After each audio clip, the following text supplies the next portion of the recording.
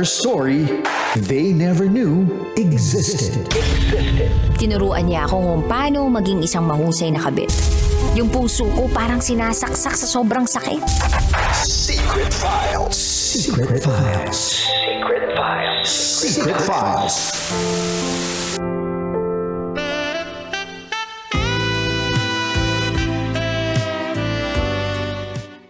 And now, it's time for SPG.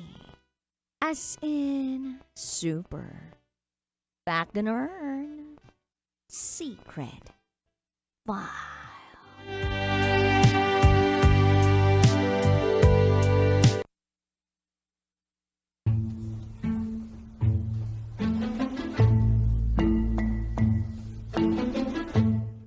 Ikaw ang paborito kong kabit.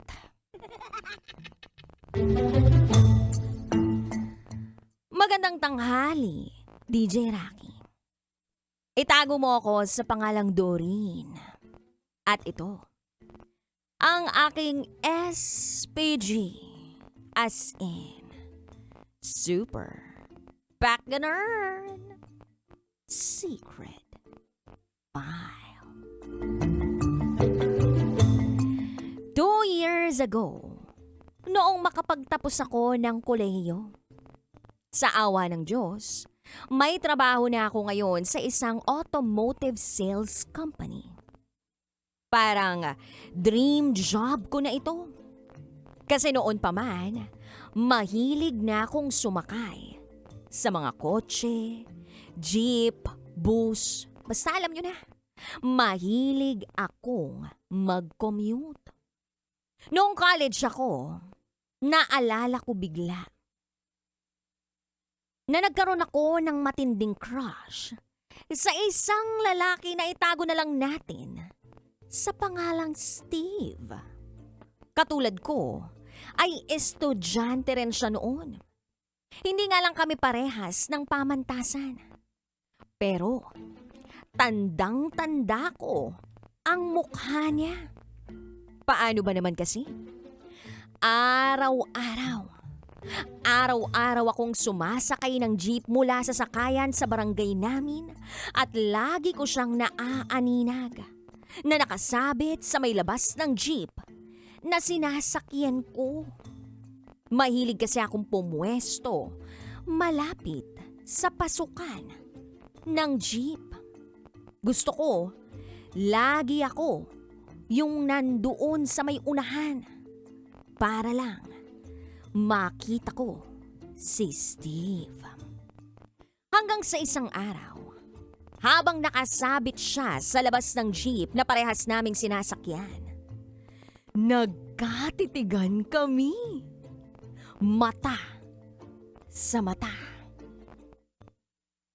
Hindi ko napigilang mapangiti nang makita ko na nakatitig siya sa akin.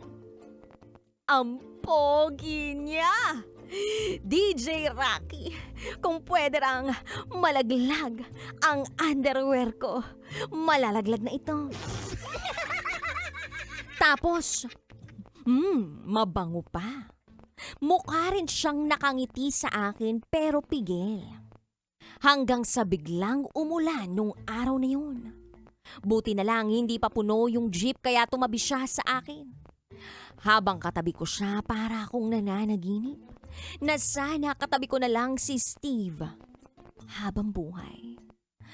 Ay, fast forward, naulit pa ng maraming beses ang pagsabit ni Steve sa jeep na sinasakyan ko.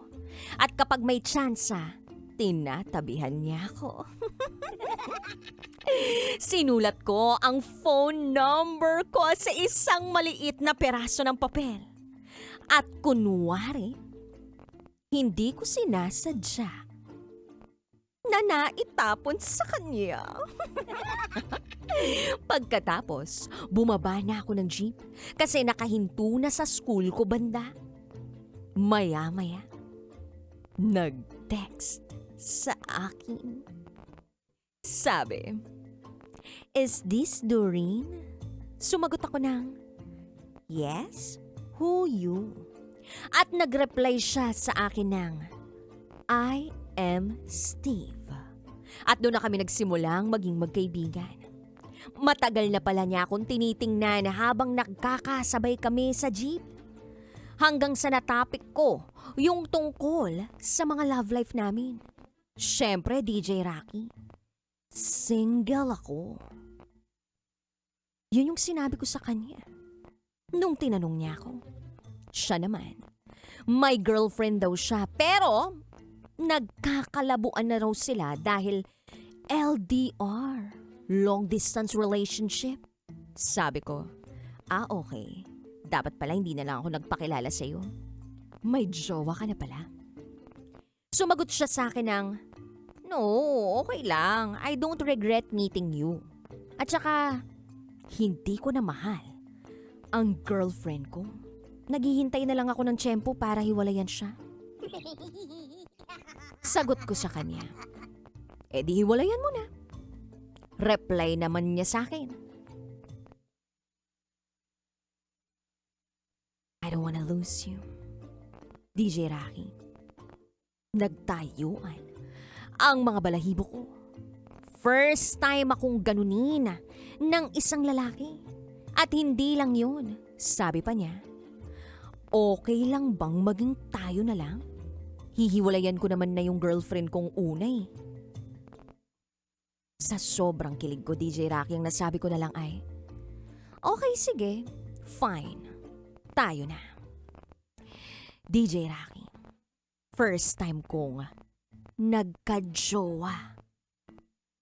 Pinaalam ko yun kay Steve.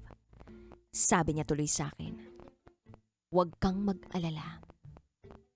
Ikaw ang paborito kong kabit." Hindi ko alam, DJ Rocky, pero grabe ang kilig ko. Kabit pa lang ako? Pero paborito na niya ako? Paano na lang kung wala na yung original girlfriend niya? Eddie, mas lalo niya akong mamahalin, di ba? A week later, nag-send siya ng mga screenshot ng conversation nila nung girlfriend niya. Ang hahaba. Pero, ang conclusion, hihiwalayin niya nga. Wala na raw silang oras para sa isa't isa. Hindi na raw sila tulad ng dati. At may iba ng mahal si Steve. At ako yon, ang paborito niyang kabet.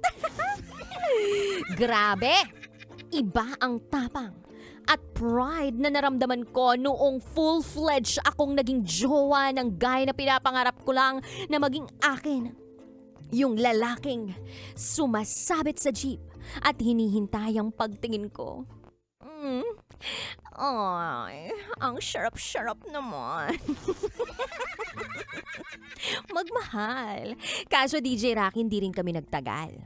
After 3 months namin na magjowa, I found out na nagkaroon din siya ng ibang kabit. At yung ginawa niya sa nauna niyang girlfriend ay ginawa niya rin sa akin. Sa inis ko sa kanya, binlock ko siya sa FB Messenger, sa Instagram, sa TikTok, lahat. At sabi ko sa last message ko sa kanya, "Sa susunod na makita kitang nakasabit sa jeep, sisipain kita at ilalaglag." At never ko na siyang nakitang sumabit sa jeep. Pagkatapos nun, nagkakasabay pa rin kami sa parehong jeep na maraming beses, DJ Rocky. Pero, hindi na siya sumasabit. Sa harapan na siya umuupo. Steve, gusto ko lang sabihin sa'yo na ang kapal ng mukha mo. At balita ko, ay sabay din kaming graduate. At meron na siyang sariling career. At masasabi ko lang, DJ Rocky, na sana masaya na siya. Masaya na siya sa buhay niya at sa love life niya. Minahal ko naman siya. Siguro ay sadyang Hindi lang kami meant to be. As in, pinagtagpo pero hindi itinadhana. Kaya tinanggap ko nang hindi siya pang forever. At hindi rin ako bagay maging sabit o kabit. Yun lamang po, DJ Rocky. Maraming salamat sa pagbabasa ng aking storya. Muli, ako si Doreen. At ito, ang aking SPG. As in, super, pack-a-nerd, secret, 5.